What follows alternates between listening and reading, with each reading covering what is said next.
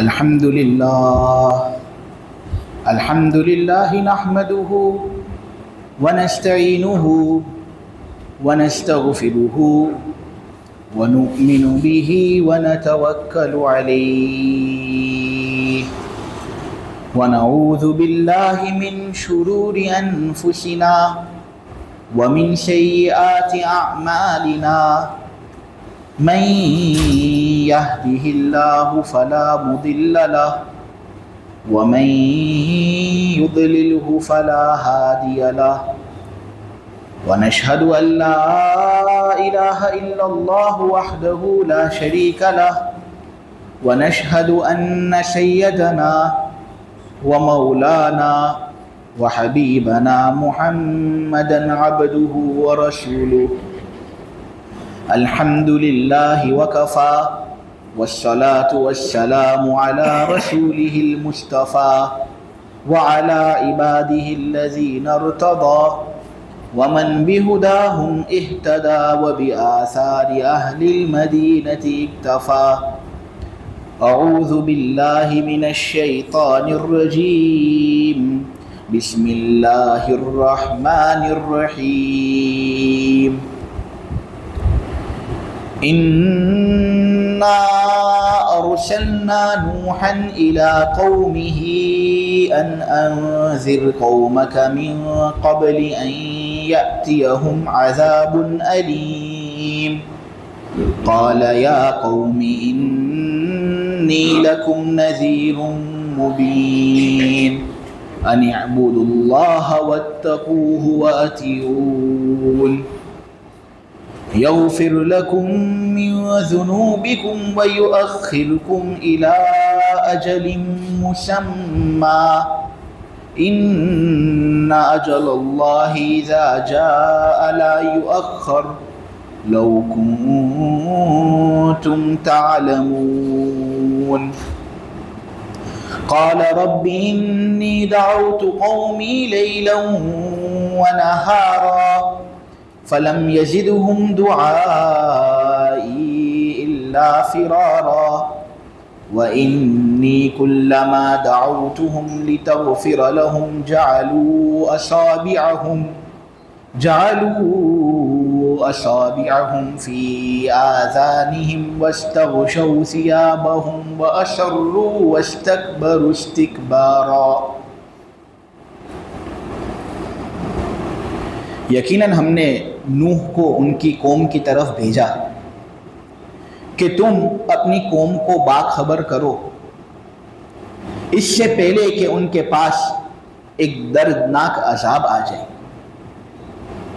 نوح نے کہا اے میری قوم، یقیناً میں تو تمہارے لیے ایک صاف کھلم کھلا ڈرانے والا ہوں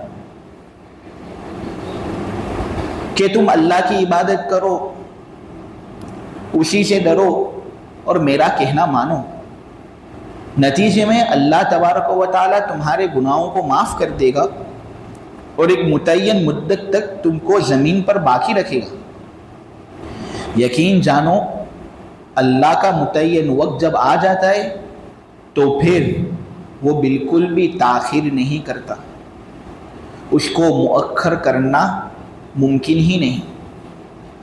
کاش کہ تم لوگ یہ بات سمجھ جاتے۔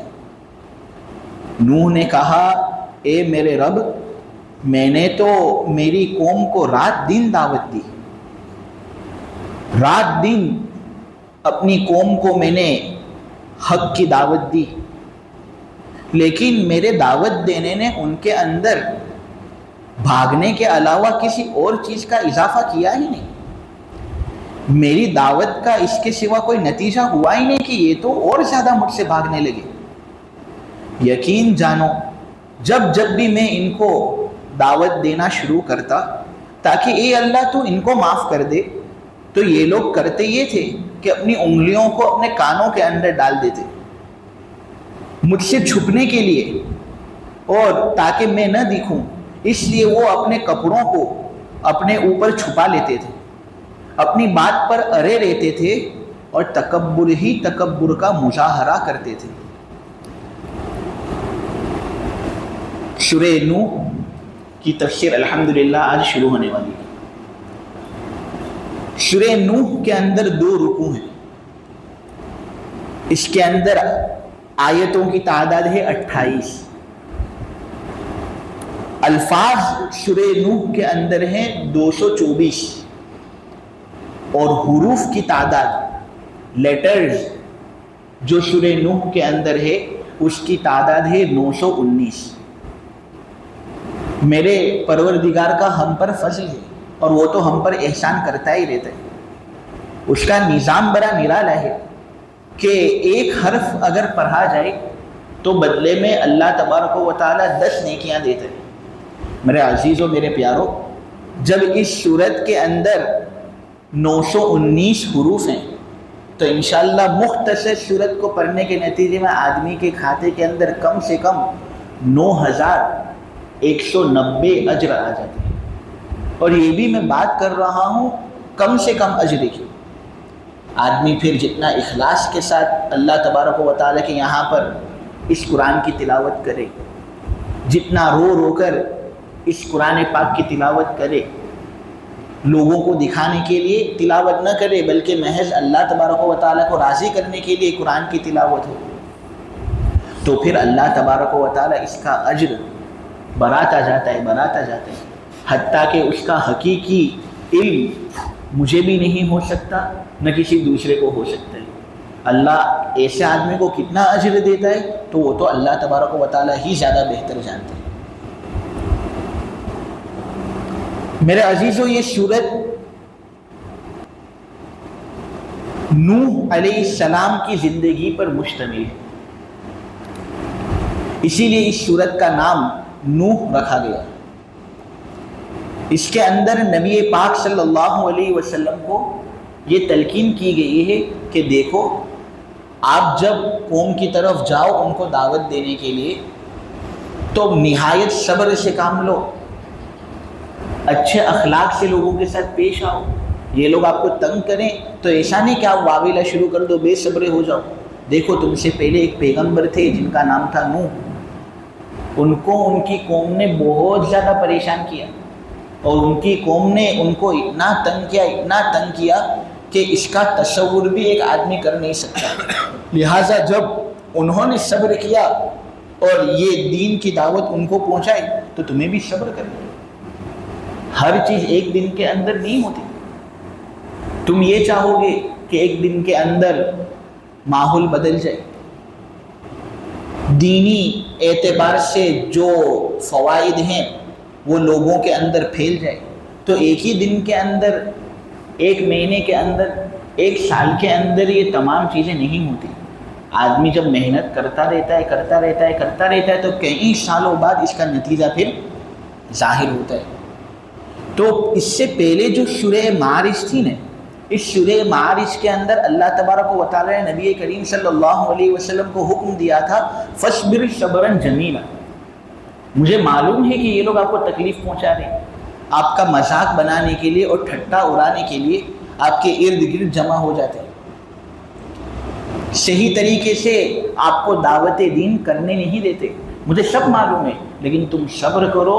اگر تم صبر کرو گے تو ایک نہ ایک دن تم اپنے مشن کے اندر کامیاب ہوگے۔ اسی وجہ سے بعد میں سورہ نوح کا تذکرہ ہو رہا ہے، اور اس کے اندر نوح علیہ السلام کے مجاہدات کا ذکر ہو رہا ہے کہ دیکھو انہوں نے اپنی قوم کو کتنی لمبی دیر تک دعوت دی۔ میرے عزیزو، یہ بات کہی جاتی ہے کہ نوح علیہ السلام جب 40 سال کے ہوئے نا تو نوح علیہ السلام کو نبوت ملی، پھر اس کے بعد 950 سال تک نوح علیہ السلام نے اپنی قوم کو دعوت کی، ان کو اللہ تبارک و تعالیٰ کی طرف بلایا۔ 950 سال تک 950 سال تک جب انہوں نے اللہ تبارک و تعالیٰ کے دین کی طرف بلایا، تب معلوم ہے کتنے لوگ ایمان لائے؟ فقط 70 لوگ۔ 950 سال دعوت اور تبلیغ کرنے کے نتیجے میں فقط 70 لوگ ان پر ایمان لے۔ بعض اقوال کے اندر کچھ زیادتی ہے، بعض اقوال کے اندر کچھ کمی، جس میں سے زیادہ تر مردوں کی تعداد ہے، کچھ عورتوں کی تعداد ہے۔ اللہ تبارک و تعالیٰ یہی کہنا چاہتے ہیں کہ اے پیغمبر، اے وہ لوگ جو دین کا کام کر رہے ہیں، ان کو کبھی بھی کم حوصلہ نہیں ہونا چاہیے. ہمیشہ اپنے آپ کو بڑے حوصلے والا رکھو، اپنا دل بڑا رکھو. نوح علیہ السلام نے اپنی قوم کو سارے 900 سال تک تبلیغ فرمائی، نتیجے میں فقط 70 لوگ مسلمان ہوئے. تمہارا جو حال ہے وہ کم سے کم اس سے تو اچھا ہے نا. تم دعوت و تبلیغ کرتے ہو تو کچھ لوگ تو اس کو قبول کرتے ہیں نا، ایسا تو ہے ہی نہیں کہ بالکل بھی رد کر دیا جاتا ہو اور بالکل ہی تمہاری بات کو قبول نہ کیا جاتا. اس سے کرتے رہو، صبر کرتے رہو، اللہ سے دعا مانگتے رہو، اللہ ایک نہ ایک دن مشن کے اندر کامیابی عطا فرمائے گا. اس صورت کے اندر یہ بات بتائی گئی ہے کہ جب نوح علیہ السلام کی قوم نے نوح علیہ السلام کے خلاف بغاوت کی اور انہوں نے ان کا دل دکھایا تو اللہ تبارک و تعالیٰ نے ان پر ایک ایسا عذاب نازل کیا جیسا عذاب کبھی بھی کسی قوم پر نازل نہیں ہوا. عذاب کے بارے میں روایتوں کے اندر یہ بات آتی ہے کہ رجب کے مہینے کے اندر آسمان سے مسلسل طور پر بارش برسنی شروع ہوئی اور زمین کی جانب اگر دیکھا جائے تو اس میں سے پانی نکلنا شروع ہو گیا. اور رجب کے مہینے سے جو یہ سلسلہ شروع ہوا تو 10 محرم کو یہ سلسلہ ختم ہوا. یعنی بارش نان سٹاپ ہوتی رہی اور زمین سے پانی برابر سرابر طور پر نکلتا رہا، جس کے نتیجے میں ایک خطرناک قسم کا طوفان آیا، جس طوفان کے بارے میں یہ بات کہی جاتی ہے کہ اونچے اونچے پہاڑ ہوتے تھے نا، ان اونچے پہاڑوں سے بھی 15 ہاتھ لمبا پانی پہنچا ہوا تھا. موجیں پانی کی ہوں لیکن ایسا لگے کہ پانی کے اندر پہاڑ بنے ہوئے ہیں، کہ پہاڑ کی جو لمبائی ہوتی ہے اس سے بھی 15 16 17 ہاتھ اونچا پانی نظر آتا تھا. اور جودی پہاڑ جو ہے، ارارات نام کا ایک پہاڑی سلسلہ ہے، اس میں سے ایک پہاڑ کا نام ہے جودی. اس میں سے وہاں پر وہ کشتی رکی. کہنے والے کہتے ہیں کہ جودی پہاڑ کی جب لمبائی دیکھی جائے تو زمین سے اس کی لمبائی 3000 فیٹ کو ہوتی ہے.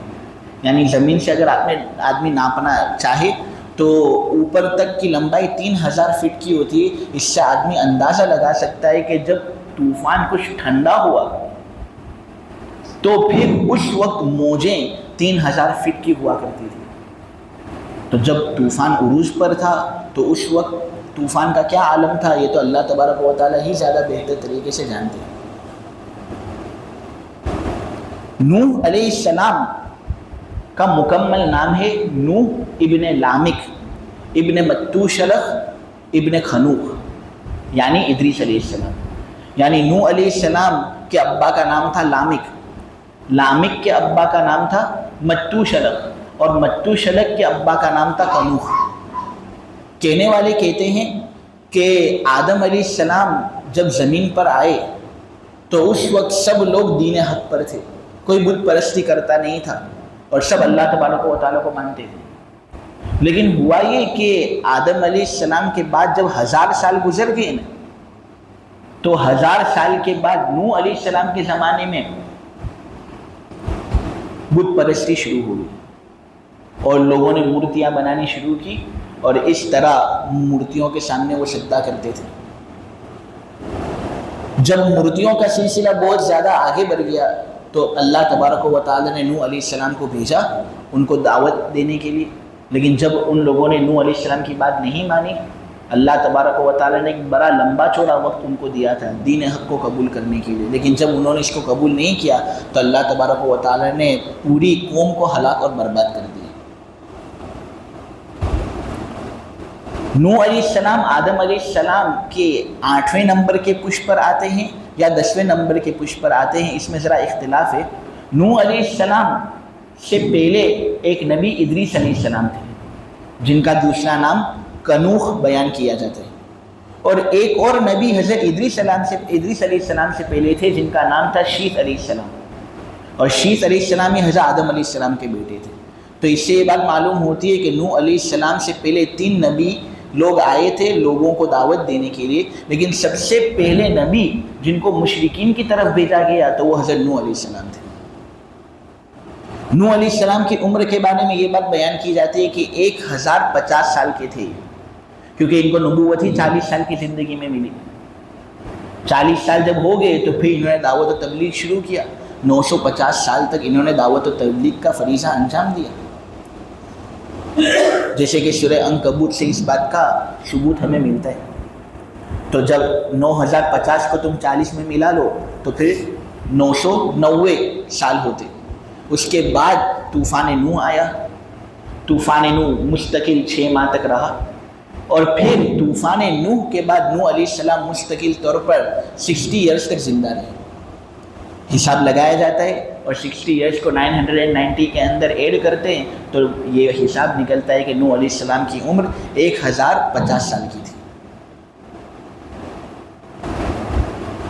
سبق تو دراصل اس صورت کا یہی ہے کہ جب قوم نے نوح علیہ السلام کے خلاف بغاوت کرنی شروع کی تو اللہ تبارک و تعالیٰ نے ان کو ہلاک کیا۔ لہٰذا ہمیں اس سے سبق یہ لینا ہے کہ اگر ہم بھی ہمارے نبی کے خلاف بغاوت کریں گے اور ہمارے نبی پاک صلی اللہ علیہ وسلم کی باتوں کو نہیں مانیں گے تو ہمیں بھی اسی طرح ہلاک کیا جائے گا جس طرح نوح علیہ السلام کی قوم کو ہلاک کیا گیا تھا۔ نبی کا تو کچھ نقصان ہونے والا نہیں، جو چیز اللہ تبارک و تعالیٰ کی طرف سے ان کو ملی ہے وہ چیز انہوں نے ہم تک پہنچا دی۔ اب قبول کرنا ہم پر ہے، اگر ہم قبول کرتے ہیں تو بہت اچھا، لیکن اب اگر اس قبول کرنے ہی کے اندر ہماری جانب سے کوتاہی ہوتی ہے تو اس صورت میں ہمارا معاملہ بہت مشکل ہے۔ اللہ تبارک و تعالیٰ ہی ہماری حفاظت کرے۔ نبی اس شخص کو کہتے ہیں جو اللہ تبارک و تعالیٰ کی طرف سے وحی دے کر بھیجا گیا ہو لوگوں کو سدھارنے کے لیے، بالکل گناہ نہ کرتا ہو، خطا اور عصیان سے معصوم ہو، اور اس کی اتباع کرنا ہر ایک پر لازم ہو، اس کو کہتے ہیں نبی۔ اس میں چند چیزوں پر بہت زیادہ غور کرنا ہے، اور وہ یہ ہے کہ سب سے پہلی بات یہ کہ نبی انسان ہوتا ہے۔ معلوم ہوا وہ جانور نہیں ہوتا، جانوروں کے اندر کوئی نبی نہیں ہے۔ بعض لوگ ایسا کہتے ہیں کہ جانوروں کا بھی ایک نبی ہوتا ہے، لیکن یہ قول بالکل فاسد ہے، غلط ہے۔ نبی ہوتا ہے تو انسانوں میں سے ہی ہوتا ہے، اور انسانوں میں بھی جو مرد ہوگا نا اس میں سے ہی نبی ہوگا۔ جو عورتیں ہوں گی ان میں سے کوئی نبی نہیں ہو سکتا۔ وجہ اس کی یہ ہے کہ ایک نبی کے لیے عقل کا کامل ہونا بہت ضروری ہے اور دین کا کامل ہونا بھی بہت ضروری ہے۔ عورتوں کی نہ عقل کامل ہوتی ہے اور عورتوں کا نہ دین کامل ہوتا ہے، لہذا اس وجہ سے عورتوں کو نبی بنانا درست نہیں۔ اب آدمی شاید اشکال کرے کہ بہت سی عورتیں تو ایسی ہوتی ہیں کہ وہ مردوں سے سمجھدار ہوتی ہیں لیکن پھر بھی ان کی عقل کامل نہیں، یہ کیسی بات ہے؟ دراصل ذہین تو ہوتی ہیں وہ، لیکن بہت سے اوصاف اس کے اندر ایسے ملے ہوئے ہوتے ہیں جن اوصاف سے متاثر ہو کر عورت اپنے جذبات کو غالب کر دیتی ہے اپنی عقل پر۔ یعنی ہوتی تو ہے بہت ذہین وہ کبھی کبھی، لیکن اس کے جذبات جب ابھرتے ہیں، غصے میں آ جاتی ہے یا کوئی اور چیز اس کو ہو جاتی ہے تو اس کی عقل پر اس کا بیہیویئر غالب آ جاتا ہے۔ اس وجہ سے شریعت کے اندر اس کو ناقص العقل کہا گیا ہے، اور دین اس کا ناقص اس طرح کہ جب حیض آتا ہے تو وہ نماز نہیں پڑھتی، نفاس آتا ہے تو نماز نہیں پڑھتی، حیض آتا ہے تو روزہ بھی نہیں رکھ سکتی، نماز بھی نہیں پڑھ سکتی۔ تو چونکہ اس عرصے میں مرد نماز پڑھ کر آگے بڑھ جاتا ہے اور عورت نماز اس عرصے میں پڑھ ہی نہیں سکتی، اس اعتبار سے اس کا دین بھی مردوں کے مقابلے میں کم ہوتا ہے۔ تو نبی کا کامل دین والا ہونا بھی بہت ضروری ہے اور کامل عقل والا ہونا بھی بہت ضروری ہے، اسی لیے نبی مردوں میں سے ہوگا، عورتوں میں سے نہیں ہوگا۔ اور پھر نبی کی جب تعریف میں نے ذکر کی، اس میں ایک بات میں نے یہ بھی ذکر کی کہ وہ نبی گناہوں سے بالکل پاک صاف ہو۔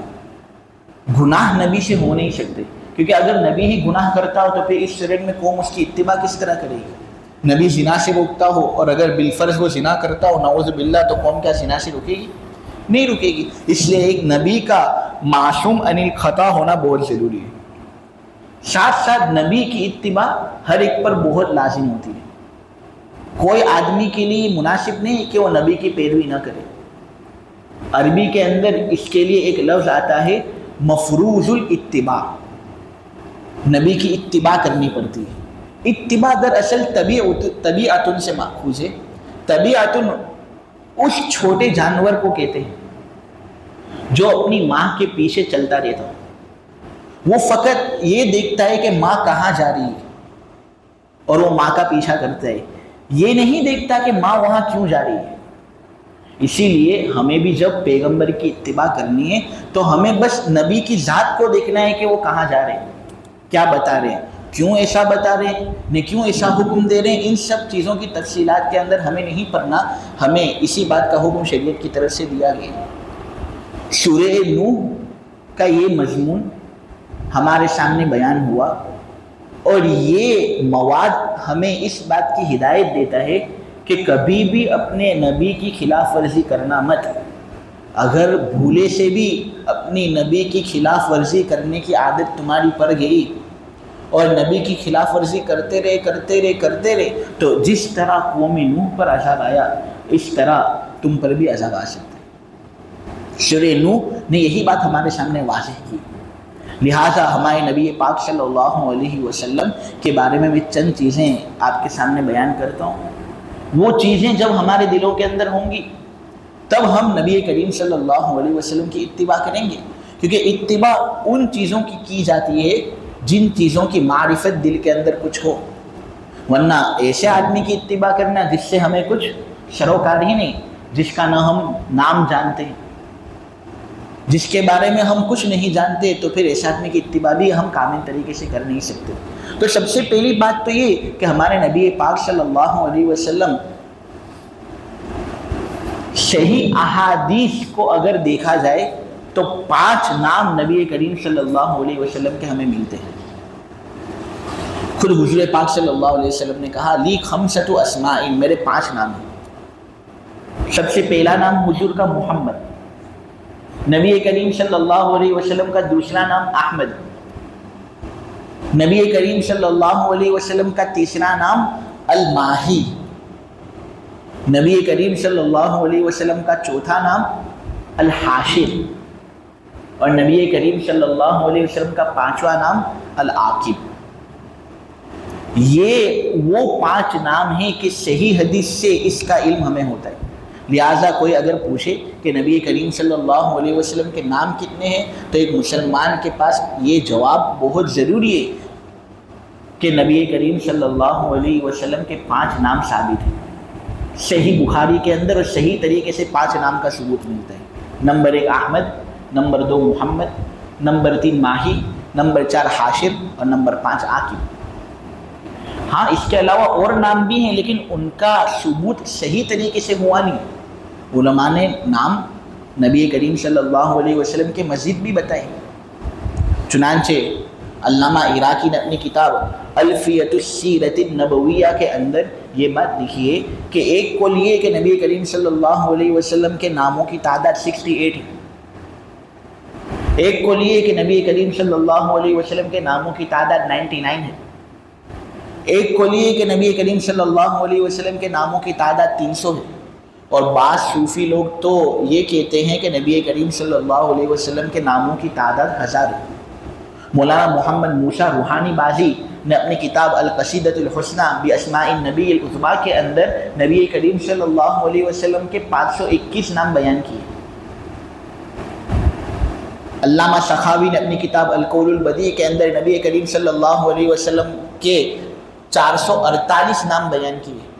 تو یہ علماء نے مختلف عادات بیان کیے۔ میں یہ نہیں کہتا کہ تم اس طرح یاد کرو، شوق کی بات ہوتی ہے، لیکن کم سے کم ایک مسلمان کے لیے ضروری ہے کہ 5 نام تو کم سے کم یاد ہو جن کا ثبوت صحیح طریقے سے۔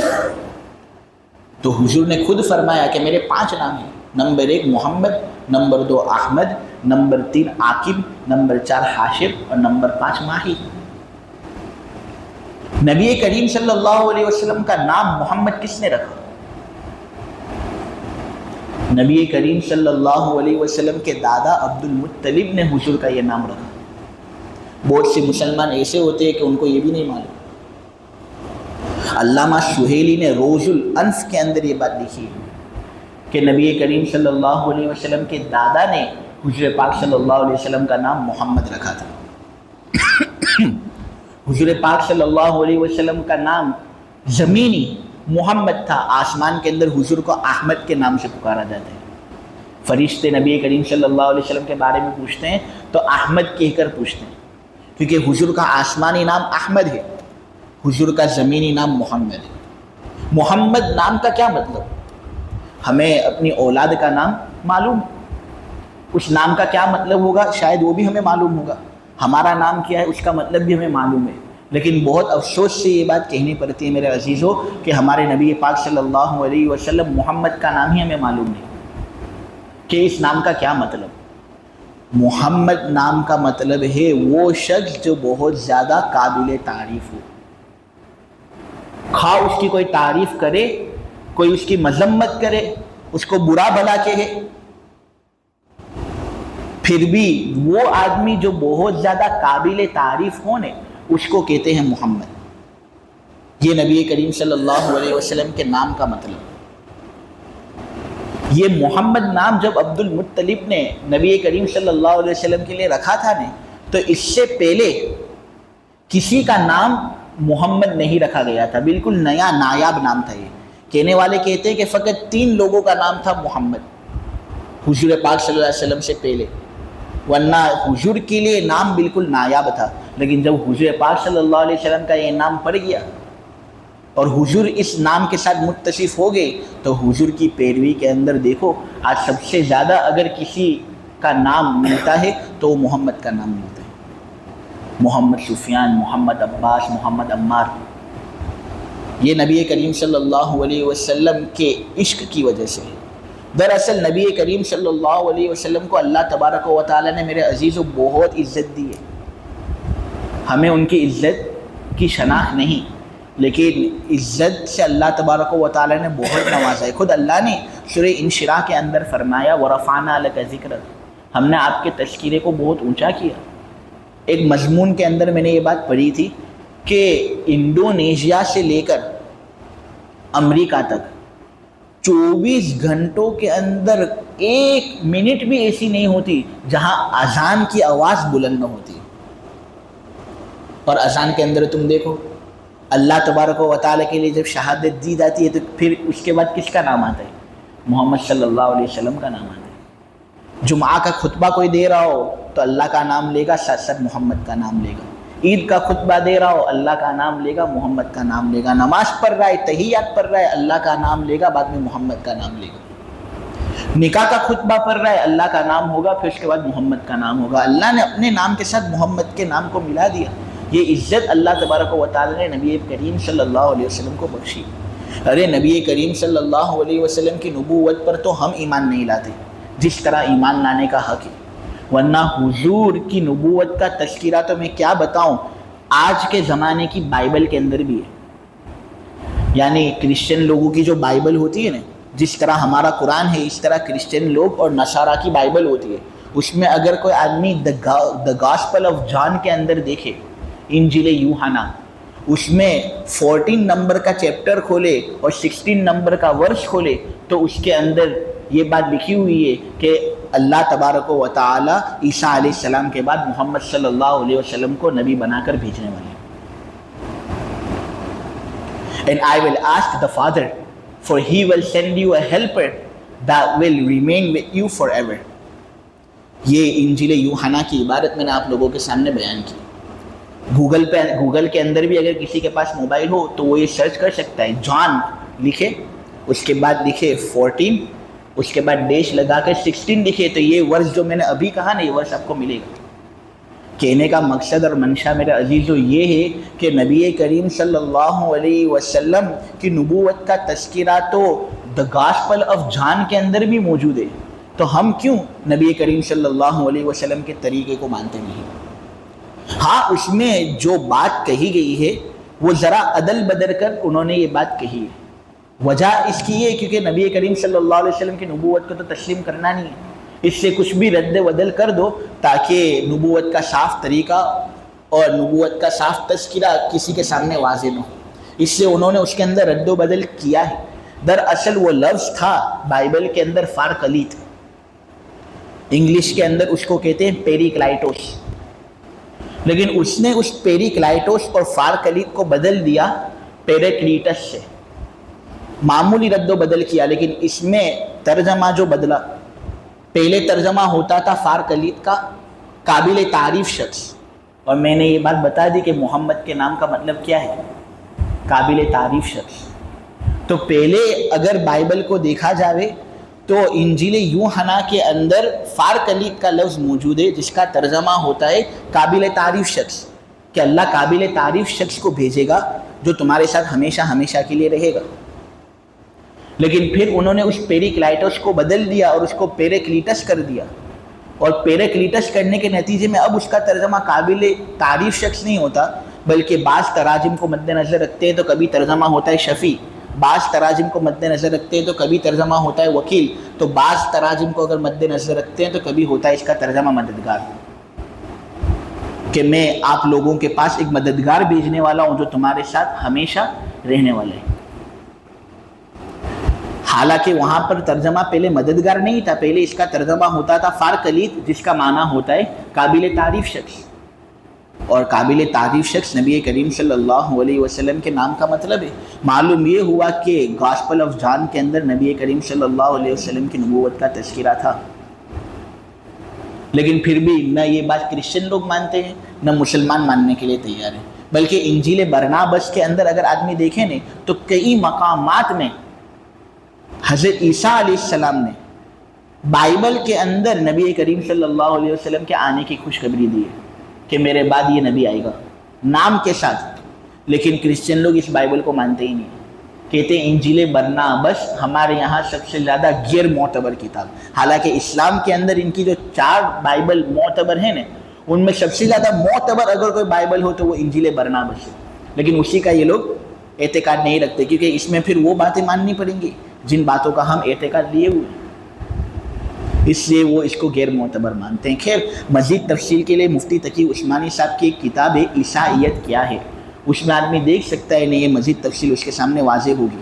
خلاصہ کلام میرے عزیزو یہی تھا کہ نبوت کا کچھ ابتدائی تعارف آپ لوگوں کے سامنے کیا جائے، نبی کریم صلی اللہ علیہ وسلم کا کچھ ابتدائی تعارف آپ لوگوں کے سامنے کیا جائے تاکہ حضور کون تھے وہ تمہارا دل قبول کرے، اور جب حضور کون ہے یہ جب تمہارے دل کے اندر آئے گا نا تو پھر نبی کریم صلی اللہ علیہ وسلم کی پیروی کرنا بھی ہم پر بہت زیادہ آسان ہو جائے گا، اور اگر ہم پیروی کریں گے تو پھر وہ عذاب آئے گا نہیں جو عذاب نوح علیہ السلام کی قوم پر آیا تھا جب انہوں نے نوح علیہ السلام کی مخالفت کی تھی۔ تب اس صورت کے اندر اللہ تبارک و تعالیٰ نے یہ بات لکھی ہے کہ یقین جانو ہم نے نوح کو ان کی قوم کی طرف بھیجا کہ اے نوح اپنی قوم کو ڈراؤ، ان کو وارننگ دو اس سے پہلے کہ ان کے پاس ایک دردناک عذاب آ جائے، کیونکہ وہ لوگ بت پرستی کرتے تھے۔ تو نوح علیہ السلام کو اللہ تبارک و تعالیٰ نے عراق بھیجا، اور عراق کے اندر کچھ بت پرست لوگ تھے، نوح علیہ السلام ان کو ہدایت دیتے تھے اور ان کو دین کی طرف بلانے کی کوشش کرتے تھے۔ اب بعض لوگ تو یہ کہتے ہیں کہ حضرت نوح علیہ السلام کو عراق بھیجا گیا تھا، لیکن مفاتیح الغیب کے اندر ایک تفسیر ملتی ہے، اس تفسیر پر اگر غور کیا جائے نہیں تو یہ بات سمجھ میں آتی ہے کہ نوح علیہ السلام کو عراق نہیں بھیجا گیا تھا بلکہ ہندوستان بھیجا گیا تھا، یعنی نوح علیہ السلام جس مشرک قوم کو ہدایت دینے کے لیے آئے تھے وہ مشرک قوم ہندوستان میں رہتی تھی۔ شاید یہ مورتیوں کا جو سلسلہ آج ہمیں دکھ رہا ہے کہ ذرہ برابر کچھ آگے پیچھے بات ہوتی ہے، بچوں سے بھی ہو جاتی ہے تو یہاں وہاں ہو جاتے ہیں یہ لوگ، تو یہ شاید سلسلہ ابھی سے نہیں ہے، بہت پرانے زمانے سے یہ سلسلہ جاری ہے۔ حضرت نوح علیہ السلام کو بھی جو بھیجا گیا تھا جس بستی کی طرف، تو ایک قول اس میں یہ ہے کہ وہ بستی ہندوستان تھی۔ معلوم ہوا ہندوستان کے اندر یہ مشرکانہ رویہ بہت پہلے سے ہے، تو ظاہر سی بات ہے جو بیماری بہت پہلے سے ہو کیا وہ ابھی مٹ جائے گی؟ تم لاکھ سمجھاؤ لیکن کوئی مٹنے والی ہے نہیں۔ خیر، اللہ تبارک و تعالیٰ سب کو ہدایت دے، ہم بات پہنچائیں گے، میسج پہنچائیں گے تب دل کے اندر بات آئے گی، اگر ہم ہی میسج پہنچائیں گے نہیں تو پھر اس صورت میں دل کے اندر کوئی بات آنے والی نہیں۔ لہٰذا یہ دعوت اور تبلیغ کرنا ہماری ذمہ داریوں میں سے ایک بہت اہم ذمہ داری ہے۔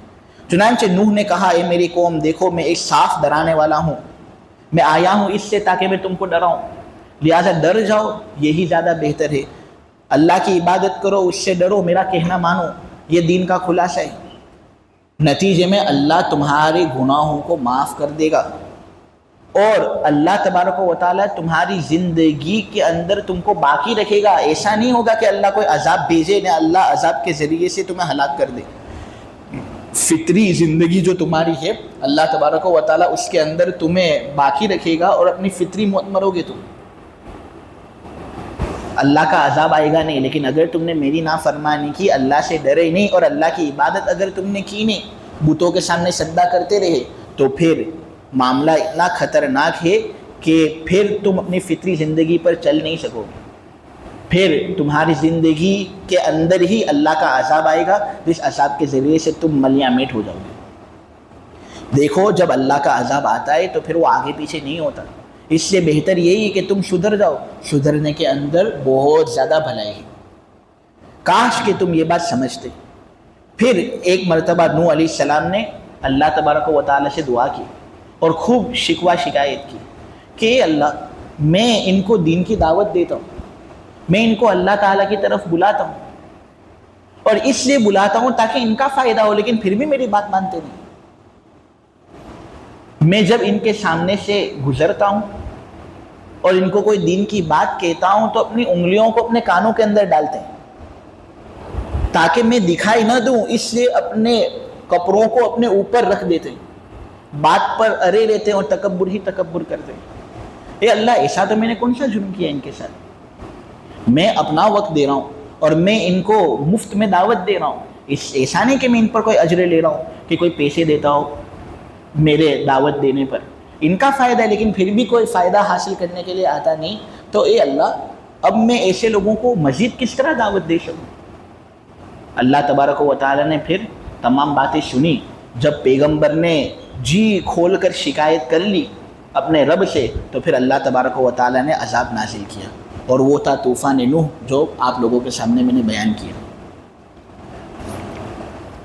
یہاں ایک لفظ ایسا ہے جو قابل تشریح ہے، اور وہ یہ ہے جعلوا اصابعهم فی آذانہم۔ جب میں ان کے پاس دعوت و تبلیغ کے لیے پہنچتا تاکہ اے اللہ تو ان کو معاف کر دے، تو یہ لوگ اپنی انگلیوں کو اپنے کانوں کے اندر ڈال دیتے تھے۔ اب اگر کوئی آدمی کان بند کرنا چاہے تو کیا پوری انگلی ڈالتا ہے؟ وہ پوری انگلی تو کان کے اندر گھسے گی نہیں نا، گھسے گا تو فقط پور کا حصہ، یہ پور کا حصہ گھسا، پوری انگلی گھسے گی نہیں۔ تو یہاں پر نوح علیہ السلام نے پوری انگلی کا تذکرہ کیوں کیا؟ ان کی نفرت بتانے کے لیے کہ اے اللہ، اتنی نفرت دین کی بات سے، اور دین کی بات سے اتنا زیادہ تنفر کہ عام لوگ اگر کوئی بات سننا نہیں چاہتے تو وہ تو اپنے پور کان میں ڈالتے ہیں، لیکن یہ لوگ تو اتنی زیادہ نفرت کرتے ہیں دین کی بات سے کہ ایسا لگتا ہے کہ پوری انگلی کان کے اندر ڈال دیو تاکہ ایک چیز بھی سن نہ پائے۔ لہٰذا یہ آیت اس بات کی طرف اشارہ کر رہی کہ ان کے جرائم اتنے سنگین تھے، اس لیے اللہ نے ان کو ہلاک کیا۔ اللہ تبارک و تعالیٰ ان گستاخیوں سے ہماری حفاظت کرے، اور اللہ تبارک و تعالیٰ کہنے کو قبول فرمائے، سننے کو قبول فرمائے، اور سب سے زیادہ عمل کی توفیق عطا فرمائے۔ وَاسْتَكْبَرُوا اسْتِكْبَارًا، یعنی آیت نمبر 7 تک تفسیر ہو گئی۔ آیت نمبر 8 سے ثُمَّ إِنِّي دَعَوْتُهُمْ جِهَارًا سے تفسیر باقی ہے۔ سبحانک اللہم وبحمدک وتبارک اسمک وتعالی جدک ولا الہ غیرک، یا رب صلی وسلم دائما ابدا علی حبیبک خیر الخلق کلہم۔ اے اللہ، ہمارے گناہوں کو معاف فرما، مولا ہماری خطاؤں سے درگزر فرما۔ بے شک اے اللہ، ہم بڑے گنہگار ہیں، خطا وار ہیں، ریاہ کار ہیں، سیاہ کار ہیں۔ مولا کریم، ہر لمحہ اور ہر گھڑی کے اندر ہم نے تیری بھی نافرمانی کی ہے، تیرے لال نبی محمد صلی اللہ علیہ وسلم کی بھی نافرمانی کی ہے۔ مولا کریم، اگر یہ کوئی گزرا ہوا زمانہ ہوتا تو آج شاید ہم بھی ہلاک شدہ ہوتے۔ مولا کریم، یہ تو تیرا فضل ہے کہ تو نے اس روئے زمین پر ہمیں باقی رکھا۔ مولا کریم، ہماری گستاخیوں کو معاف فرما دے، مولا ہمارے گناہوں کو معاف فرما دے، مولا ہماری سیئات کو حسنات میں مبدل فرما دے۔ تو تیری مرضیات پر ہمیں زیادہ سے زیادہ چلا کر تیری نامرضیات سے اے اللہ ہماری پوری حفاظت فرما۔ مولا کریم، اس تفسیر کو خوب قبول فرما۔ مولا کریم، معلوم ہے کہ شاید اس میں کچھ گستاخیاں ہوتی ہوں گی۔ مولا کریم، ہمیں بولنا نہیں آتا، ہم سیدھے طریقے سے بات نہیں پہنچا سکتے، یہ تو بہت اونچی کتاب ہے، ہم کوشش کرتے ہیں مولا کریم کے اچھے طریقے سے بات پہنچ جائے، لیکن اگر مولا کچھ کوتاہی ہم سے ہوتی ہو تو اے اللہ تو ہمیں معاف فرما دینا۔ مولا کریم سننے کے اندر اگر کوتاہی ہم سے ہوتی ہو تو مولا تو ہمیں معاف کر دینا۔ ایسا نہ ہو کہ مولا کریم تو رد کر دے اس تفسیر کو، تو مولا کریم پھر تو یہ کرنا بے فائدہ معلوم ہوتا ہے۔ مولا کریم یہ سلسلہ جاری رکھا ہے تجھے راضی کرنے کے لیے، تجھے منوانے کے لیے، تو مولا تاکہ خوش ہو جائے، اس لیے یہ سلسلہ ہم نے جاری رکھا ہے۔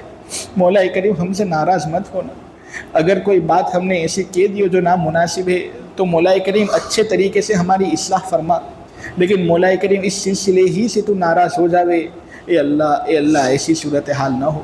مولا کریم خوب اس کو قبول فرما، قرآنی انوارات سے ہمارے دلوں کو منور فرما۔ اے اللہ قرآن کا سچا پکا عاشق ہمیں بھی بنا دے، بستی والوں کو بھی بنا دے۔ قرآن کی قدر کی توفیق انہیں عطا فرما، تفسیر کی قدر کی توفیق انہیں عطا فرما۔ مولا کریم ہدایت دینا تیرے لیے ایک چٹکی کا کھیل ہے، تو جسے ہدایت دیتا ہے اسے کوئی گمراہ نہیں کر سکتا، اور تو جسے گمراہ کرتا ہے مولا کریم اس کو کوئی ہدایت نہیں دے سکتا۔ مولا کریم ہمیں گمراہی سے بچا، ہدایت سے ہمیں نواز۔ بیٹھنے والے جو بیٹھتے ہیں ان کی ہر جائز تمنائیں اور مرادوں کو پورا فرما۔